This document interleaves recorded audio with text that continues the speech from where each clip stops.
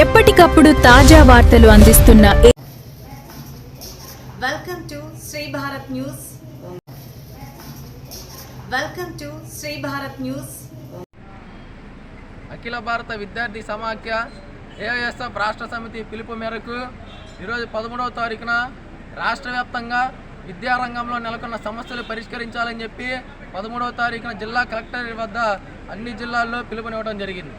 ఈరోజు ముఖ్యంగా ఏదైతే ప్రస్తుత విద్యాశాఖ మంత్రి నారా లోకేష్ గారు ఉన్నారో, ఆనాడు ఎన్నికలకు ముందు యువగలం పాదయాత్రలో వేల మంది వందల మంది విద్యార్థులతో మమేకమయ్యి మీకు జగన్మోహన్ రెడ్డి గారి ప్రభుత్వంలో కొన్ని వేల కోట్ల ఫీజు రియంబర్స్మెంట్లు బకాయిలు పెండింగ్లో ఉన్నాయి, మా ప్రభుత్వం రాగానే తక్షణమే 6,400 కోట్ల ఫీజు రియంబర్స్మెంట్ మేము తక్షణమే విడుదల చేసి ప్రతి ఒక్క విద్యార్థికి న్యాయం చేస్తామని చెప్పి హామీ ఇచ్చారు. ఈరోజు 2 సంవత్సరాల గడువు పూర్తవుతున్నప్పటికీ ఏ ఒక్క విద్యార్థికి ఫీజు రియంబర్స్మెంట్ అకౌంట్లో పడలేదు.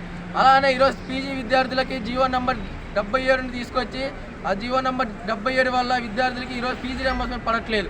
ఏంటి అని అడుగుతుంటే అది కూడా నేను హామీ ఇస్తూ ఉన్నాను, నేను అధికారంలోకి రాగానే 100 రోజుల్లోనే జీవో నెంబర్ 77 రద్దు చేసి ఈ రాష్ట్రంలో ఎవరైతే పీజీ చదువుతున్నటువంటి విద్యార్థులకి వాళ్ళకు కూడా ఫీజు రియంబర్స్మెంట్ వర్తింపజేస్తానని చెప్పి హామీ ఇచ్చారు.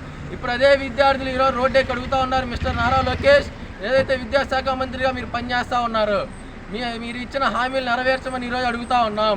తక్షణమే మీకు ఖచ్చితంగా 100 రోజుల్లో గడువు ఇస్తున్నాము, లేకపోతే మీ ఇల్లును ముట్టడిస్తామని చెప్పి తెలియజేస్తూ ఉన్నాం. కార్యవర్గ సభ్యుడు బి యశ్వంత్.